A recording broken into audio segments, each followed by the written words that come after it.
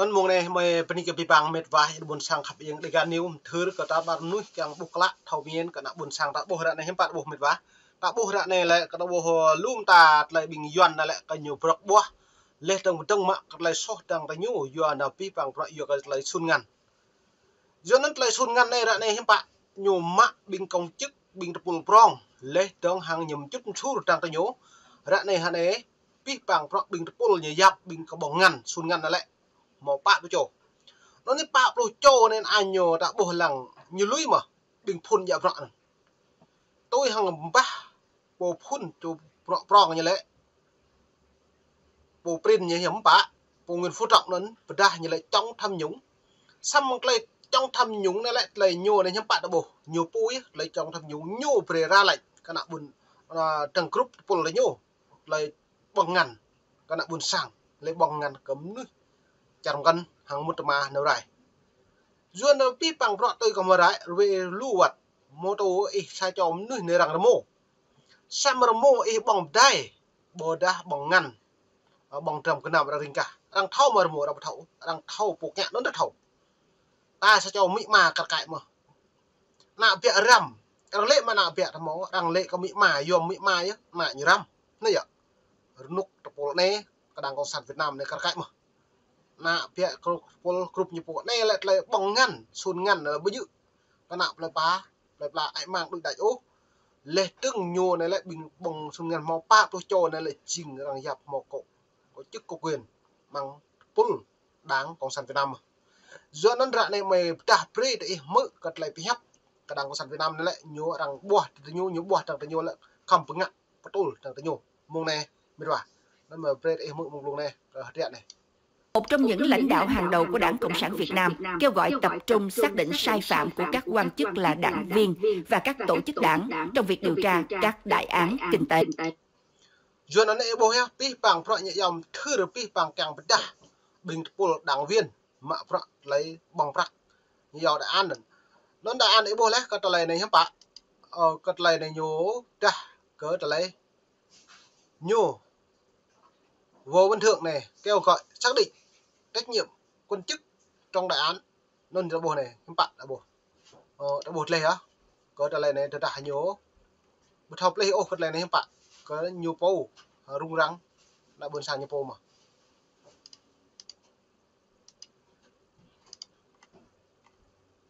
áp như vậy rồi nó còn trả cao bao nhiêu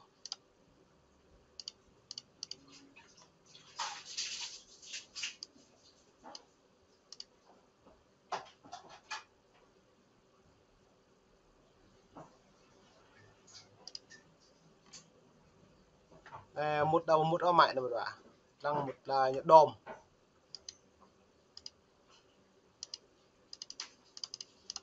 một ở này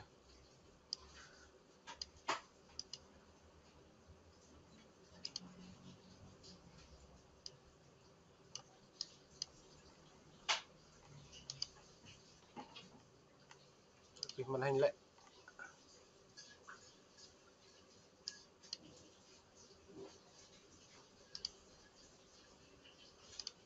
đây một răng rồi này giữa nó này đã bổ lùm tà như giờ nó vô văn thượng này là kêu gọi xác định trách nhiệm như giờ chức trong đại án kinh tế VOA lên tiếng hàng này ta lâm lúc và môn điều tra các đại án như giờ là các đại án này không bạn các đại án nó lại giờ đã hàng lấy kinh tế tập trung xác định sai trái của chức năng của chức vụ đại hội đang nhố đang tập đang nhố qua các quan chức là đảng viên và tổ chức đảng một những lãnh đạo hàng đầu của Đảng Cộng sản Việt Nam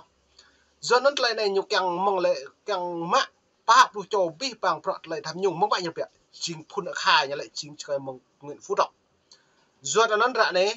tôi khoa phun Nguyễn Phú Trọng này lại trình nhiều nhớ bộ phận là do mới nhiều pre lệ trong hàng là buồn sang lệ bình pol có thể nhiều mô trong đại hội như lệ bình máu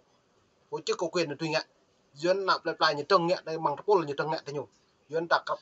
lăng là vật mình đặt để mức đấng lấy phép này Yêu cầu được ông Võ Văn Thưởng, Ủy viên Bộ Chính trị, Thường trực Ban Bí thư đưa ra hôm 10 tháng Giêng, theo báo Nhà nước.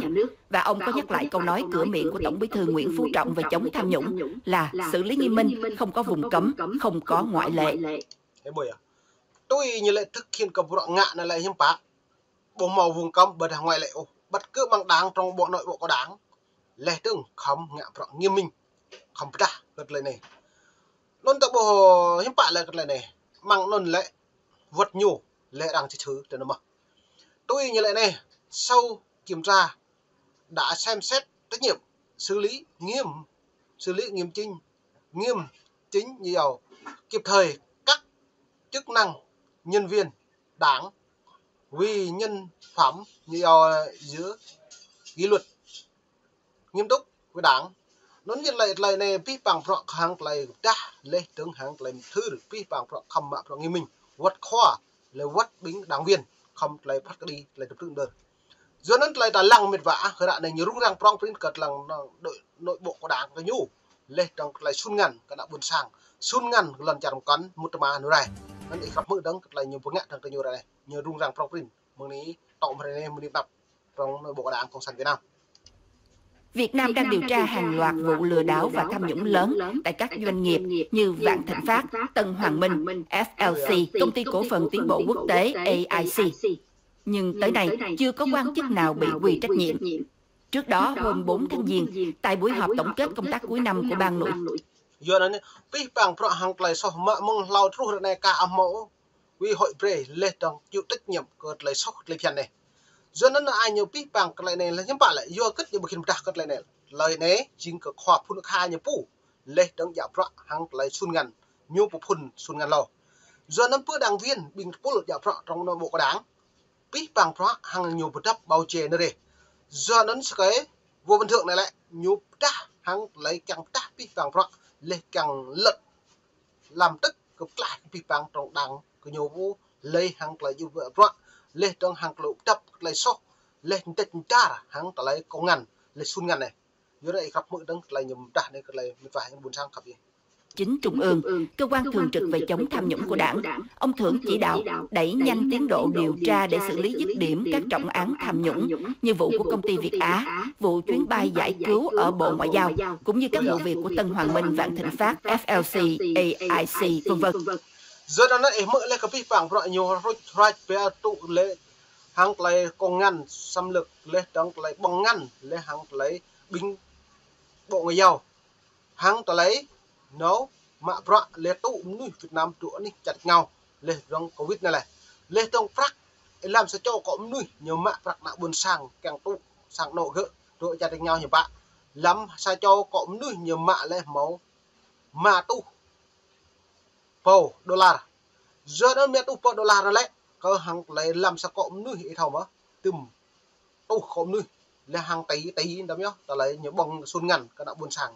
lệ trong lưu cơn lấy xuân ngàn gần đừng hà này lệ rằng tư sách cứ nhố pi bằng trong nội bộ đảng lệ trong hàng làm lại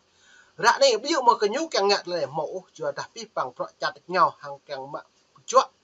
lệ trong hết từ nhú bên thâu pi cất là phiền lệ càng lực hiện đáng cứ như đấy nhú càng máu tập trung chặt nhau chút nhú lệ càng máu đa đảng đa nguyên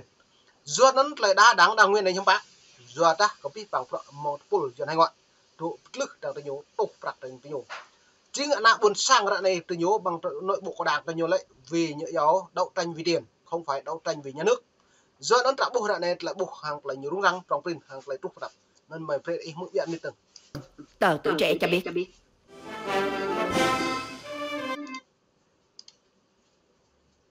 nửa đường nhưng đã có tới 10 ủy viên Trung ương Đảng bị thi hành kỷ luật, bị cho thôi chức hoặc bị bắt để điều tra. Trong đó có một ủy viên Bộ Chính trị là Phó Thủ tướng Thường trực Phạm Bình Minh vừa mới bị miễn nhiệm. Giờ đó nên vậy em bố lại cất lại tùm mày ta hàng lại lê loại vì một nạc đam sam Việt Nam lại như rung nhiệt lực đang là nhiều cổ. Giờ nên lại này cấp nhiệt mông cấp lại mày ta đi về ta nạ buồn sang đã bố nằm rung răng lê trong pi vàng phọ nhiều chất lực nhiều cổ dọn về cạnh ông đập lực ông. Giờ nên lại cất lại cạnh ông đập lực ông lại pi vàng phọ nhu ngạ phọ đi nhiều cổ prai nhiều cổ mà giờ nhiều bằng ngàn bằng xuân ngàn lu hàng lấy những ngã bộ đời cứt lấy phiền cả nạ buồn sang lấy bỏ mự hẹp hàng tập bún chặt nhau cùng cốc hàng lấy hẹp nhổ dướiนั้นตัวnày là bộ của pi bằng mệt vả hạ này pi bằng hàng nhổ ngã gì như bộ đôi Peni tak bạn này ta bọc lại để cả níu đã gặp phải mông để bộ hàng lấy tiếp một nạc cả sản Việt Nam như sắp đấu lúc 7 giờ 7 duyên mông này Peni tak bạn này ta bọc lại